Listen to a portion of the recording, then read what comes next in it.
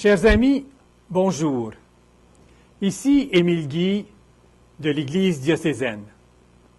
À la paroisse de l'Annonciation, dans le cadre des retraites organisées par l'équipe du renouveau charismatique catholique de notre diocèse, le conférencier invité, le Père Michel Vigneault, prêtre trinitaire, nous a présenté une retraite ayant pour thème « Avec l'Esprit », passons sur la rive où le Christ nous attend. Au cours de nos 2 premières émissions, le Père Vigneault nous a dit que l'Esprit Saint nous aide à connaître Dieu. Enfant de Dieu, nous pouvons l'appeler Papa. Mais il nous arrive aussi de le traiter comme un patron ou un compagnon.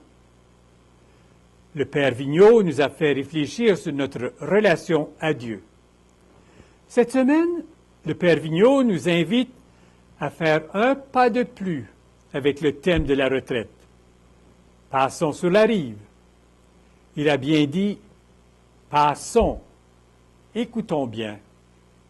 Nous allons aujourd'hui poursuivre ensemble ce thème. Avec l'Esprit, passons sur la rive où le Christ nous attend. Hier soir, nous avons regardé ce que l'Esprit Saint en nous pouvait nous dire de Dieu. Il pouvait nous dire de nous, qui sommes les enfants bien-aimés du Père. L'Esprit que vous avez reçu, dit saint Paul, ne fait pas de vous des esclaves, mais il fait de vous des hommes, des femmes libres. Ce matin, nous allons nous arrêter sur le passons sur la rive. Et vous avez remarqué que j'ai mis passons et non pas passer.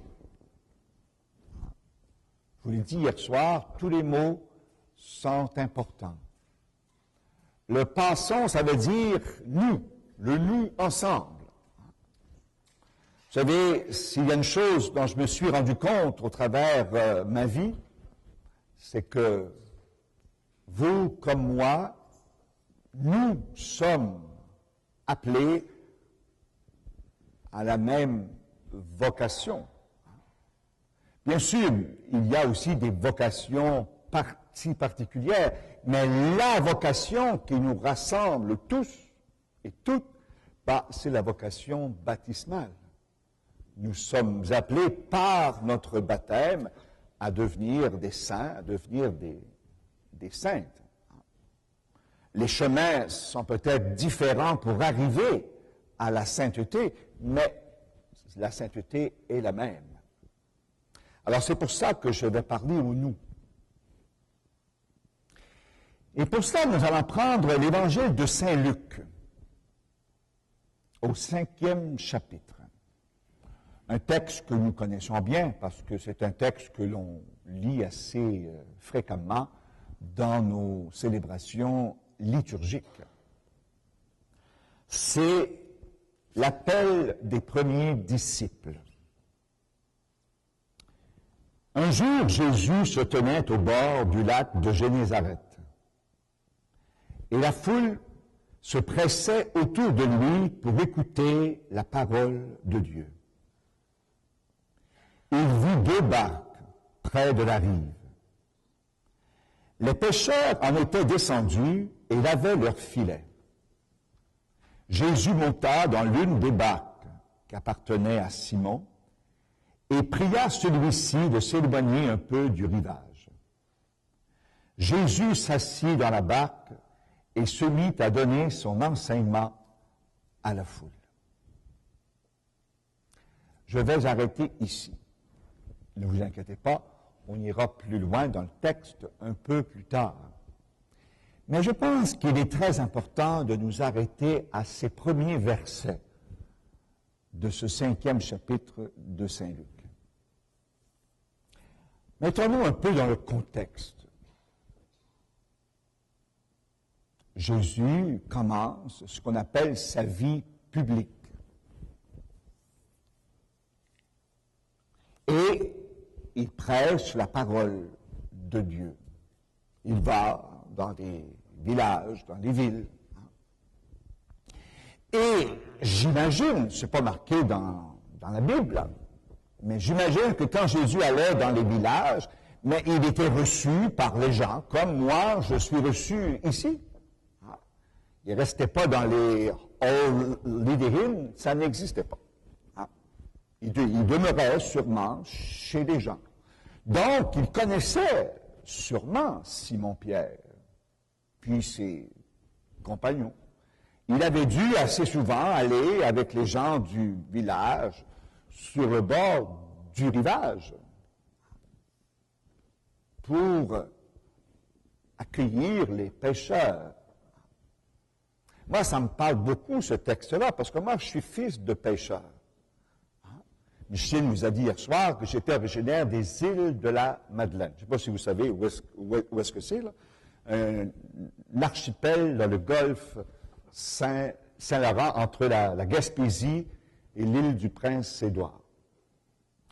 Et particulièrement lorsque j'étais enfant, tout le monde vivait de la pêche. Et je me souviens très, très bien, à chaque jour, quand mon père revenait de la pêche, vers 3-4 heures de l'après-midi, eh bien, on partait, ma mère, avec mes frères et sœurs, pour aller accueillir mon père. Puis, on arrangeait le poisson, puis les filets, puis il montait sa barque, parce que c'était pas des gros bateaux dans ce temps-là. Chaque soir, il montait le bateau, puis le lendemain matin, il le remettait à l'eau. Donc, moi, ça me parle beaucoup, ce texte. Puis quand les pêcheurs arrivaient, il y avait toujours du monde, même ceux qui n'avaient pas d'affaires là. Les gens venaient voir. Les gens sont curieux. Puis là, ils disaient, Alphonse, tu pries combien t'en as? Est-ce que c'est mieux que hier? Est-ce que bon, vous savez ce que c'est. Tout le monde se connaît dans un petit village. Alors, Simon, c'était un pêcheur. Vous savez, la pêche est un métier très beau, un métier très, très noble. Mais c'est un métier de grand risque. D'abord, on ne sait jamais si on va prendre du poisson. Les poissons ne viennent pas dans la barque parce que le pêcheur le veut. Les poissons, ils viennent dans la barque, ils viennent dans le filet quand ils veulent. Il y a des journées où le filet est plein. Puis le lendemain, on ne sait pas trop pourquoi, il est vide. Le vent, les vagues, en tout cas. Moi, je vous avoue que je ne connais pas bien ça, mais je sais que c'est comme ça. Alors, Jésus est sur le bord du rivage. Puis là, les pêcheurs arrivent. Chacun avec sa barque. Et là, Saint Luc dit, Jésus monta dans l'une des barques qui était à Simon. C'est important, cette phrase-là. J'imagine que Jésus était assez poli pour demander à Simon de lui passer sa chaloupe. Je suppose. Mais ce qui est important ici, c'est que Jésus demande à Simon de lui passer sa barque vide. Parce qu'il va le dire un peu plus tard dans le texte, il va dire à Jésus, nous avons pêché toute la nuit, puis on n'a rien pris. Donc, sa barque était vide. Ce n'est pas un détail anodin, ça, là. On connaît Pierre, parce qu'on l'a vu souvent après, là. Pierre était un tantinet orgueilleux, comme tous les pêcheurs, comme tous les êtres humains. On est tous un peu orgueilleux. Si Jésus avait demandé à Simon de lui passer sa barque, une journée où la barque avait été pleine, là, Pierre se serait pété les bretelles en disant « Ah, il a choisi ma chaloupe parce que je suis le meilleur. » Non. Il a choisi sa chaloupe parce qu'elle était vide. Ouais. Je vous l'ai dit hier soir. Hein?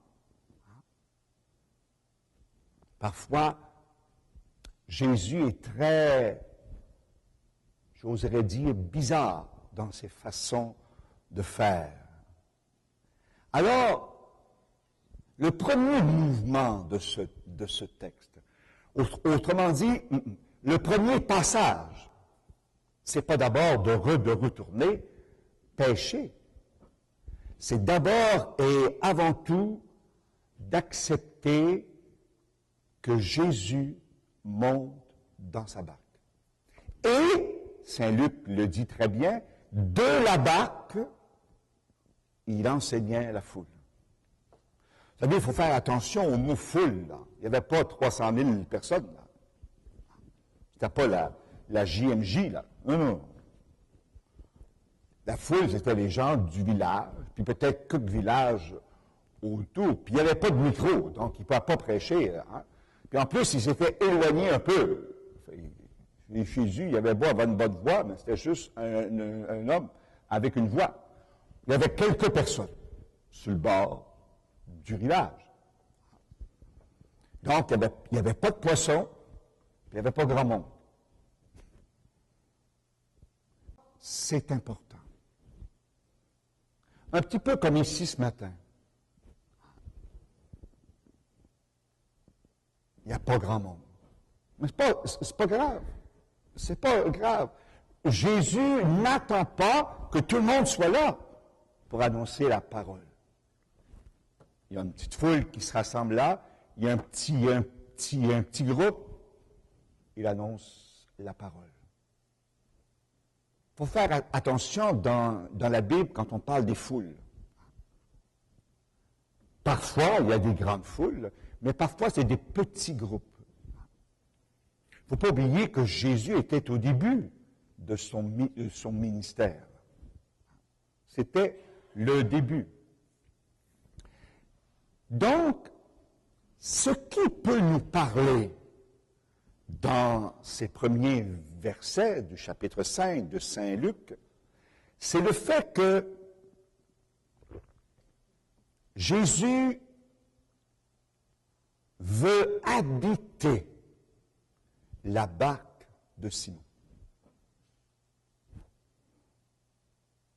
Et il veut se servir de la barque de Simon pour annoncer la parole de Dieu.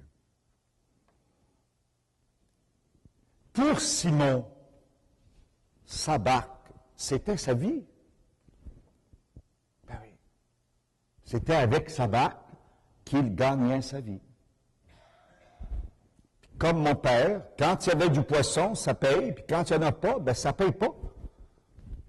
Il n'y avait pas d'assurance emploi, puis il n'y avait absolument rien. On mangeait selon le poisson que mon père apportait. Bien sûr. Donc, à chaque jour, quand mon père partait pour aller à la pêche, il allait, et c'est vraiment le cas de le dire, il allait chercher notre pain de ce jour. Vous savez, donne-nous aujourd'hui notre pain de ce jour-là. C'était ça. Puis les jours où il n'y en avait pas, ben, il n'y en avait pas. C'est pour ça que nous étions pauvres. On vivait pratiquement le jour. Et c'est pour ça qu'il fallait avoir une grande confiance. Bon, pour Simon, c'est la même chose. Vous savez très très bien, hein, je ne parle pas à des enfants de 10 ans, hein, vous savez très très bien que, excusez-moi, ce qui fait que nous gagnons notre vie,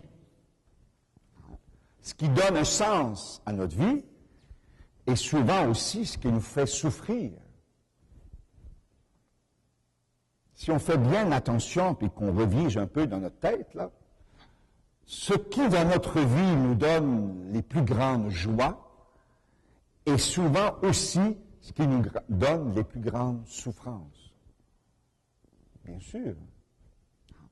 Je vous ai dit hier soir, hein, vous avez donné la vie à vos enfants. C'est une très grande joie. Mais souvent, nos plus grandes souffrances sont dans notre famille. La famille qui reste à 100 km de chez nous peut bien être sympathique, mais on ne la connaît pas. On écoute les bulletins de nouvelles, c'est sûr qu'on peut être en communion, mais c'est pas chez nous. Ce qui nous touche, c'est quand ça rejoint notre vie, quand ça rejoint notre barque. Notre barque, ça peut être notre famille, notre communauté, notre paroisse, notre milieu de travail. Notre barque, c'est notre vie de chaque jour. Alors, le premier mouvement de Jésus, c'est de nous demander, comme il l'a fait à Simon, est-ce que je peux monter dans ta barque? La réponse nous appartient. À vous comme à moi.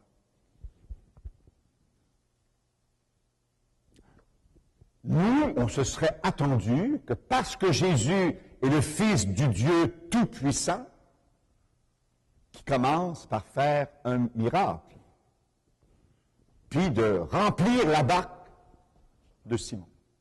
Non. Il ne commence pas par remplir la barque.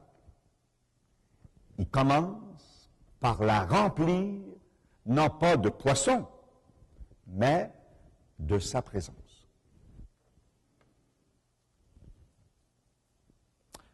Nous, là où nous sommes rendus aujourd'hui, ce 9 novembre 2013,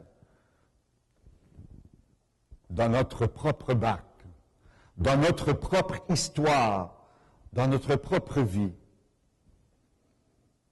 Jésus se tient sur la berge, Jésus se tient sur le rivage de notre vie, de l'Église. Et il nous dit, est-ce que je peux monter dans votre barque? Vous savez, parfois, on a une façon de prier Dieu. Puis on n'est pas méchant pour 2 sous, là. Pas du tout. Mais on a une façon de prier Dieu qu'on dit, ah mon Dieu, fais un miracle, puis fais ci, puis change ça, puis transforme celui-ci, puis transforme celui-là. Mais à partir de ton ciel, pas à partir de moi. C'est comme la bonne dame qui était venue voir mon confrère, le père Jean-Paul Régimbal, hein, qui est un gars du coin ici, là.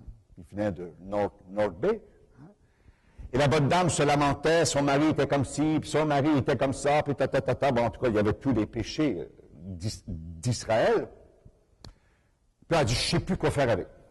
Fait que le père Régimbal, pour essayer de l'encourager, ben, il lui dit, donnez-le au Seigneur. Ah, mon Dieu. Elle dit, oui, qu'il prenne puis qu'il garde. Moi, j'en veux plus. Vous savez, hein? Le réflexe de donner au Seigneur ce qu'on ne veut pas. Elle n'a pas dit, j'aimerais que le Seigneur soit avec moi, que le Seigneur soit avec nous. Non. Je veux qu'il s'en occupe. Moi, c'est assez. Parfois, on a cette façon de faire qui est, je dirais bien, parfois même inconsciente en nous, c'est de prier un Dieu du miracle. Mais pas un Dieu qui marche avec nous. Vous savez, le propre du christianisme, l'essence du christianisme, c'est un Dieu qui vient à notre rencontre. C'est un Dieu qui s'incarne en Jésus-Christ. C'est pas un Dieu qui sauve le monde du haut de son trône dans le ciel. On va dire ça encore dans la période de l'Avent, l'Emmanuel, le Dieu avec nous. Qu'est-ce qu'on célèbre dans la nuit de Noël? Dieu qui s'incarne, Dieu qui prend notre nature humaine, Dieu qui en Jésus monte dans notre barque, Dieu qui en Jésus veut être en communion avec nous.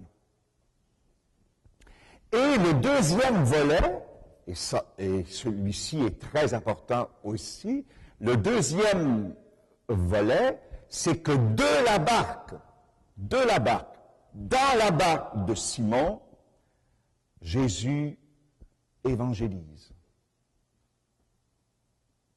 Jésus enseigne la parole de Dieu.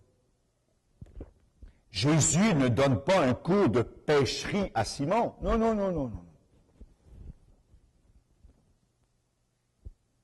Jésus ne vient pas dire à Simon qu'est-ce qu'il faut qu'il fasse. Non, non, non, non. Jésus se sert de la barque de Simon pour annoncer l'Évangile. Alors la question qui nous est posée à nous, est-ce que nous croyons que notre vie, avec tout ce qu'elle est, de beau, de grand, de limite, de plein comme de vide, est-ce que nous croyons que notre vie peut être le lieu où la parole de Dieu est annoncée?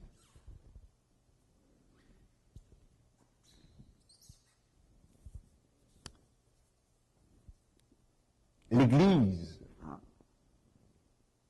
c'est le lieu où la parole de Dieu est annoncée. Mais l'Église, c'est qui? C'est nous. C'est ce que nous a révélé d'une façon assez spéciale le Concile Vatican II, dont nous célébrons le 50e anniversaire. Le Concile nous a dit que l'Église, c'était d'abord le peuple de Dieu. Le peuple de Dieu, c'est d'abord nous. Donc, si l'Église, c'est nous, et si l'Église est le lieu où est annoncée la parole de Dieu, cela veut dire que notre vie doit être un lieu d'évangélisation.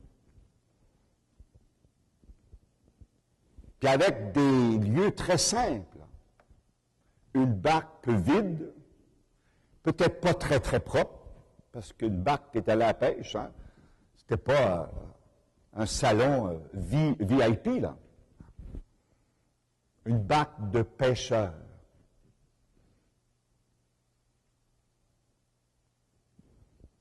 Une barque d'hommes de bonne volonté.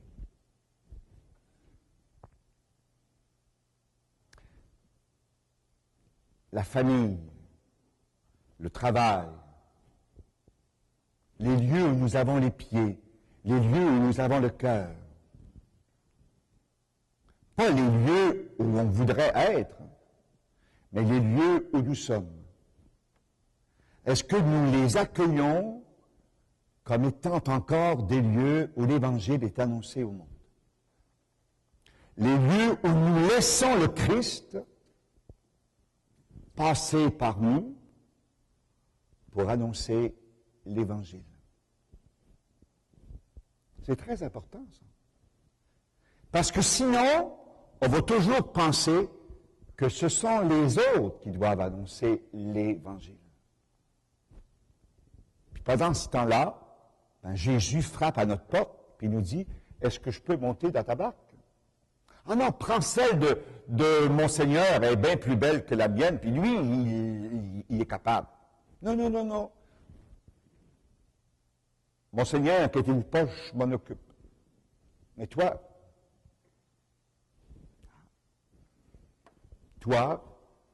nous, c'est ensemble comme communauté, c'est ensemble comme Église que nous sommes porteurs d'Évangile. Et c'est une très grande grâce du renouveau charismatique, ça. C'est un des grands fruits du renouveau charismatique dans l'Église. Ben oui. On a découvert que l'Esprit Saint, il ne passait pas seulement par le pape, puis les évêques, les prêtres. Ça n'empêche pas qu'il peut passer par eux, bien sûr, mais il peut passer par monsieur, madame, tout le monde. Il n'y a pas beaucoup d'évêques ici, puis de papes, hein? Il n'y a pas beaucoup de prêtres non plus. Qui a organisé tout ce ressourcement? Qui anime tout ça? C'est vous autres. C'est par vous que le Seigneur passe, puis par l'humble serviteur que je suis. Merci, Père Vigneault. Vous nous avez fait prendre conscience que Dieu veut se servir de notre barque, de notre vie, pour annoncer la parole de Dieu. Chers amis, merci d'avoir été des nôtres et revenez-nous pour la suite de cet enseignement qui, avec l'Esprit Saint, nous aidera à passer sur la rive où le Seigneur nous attend. Au revoir, à une prochaine.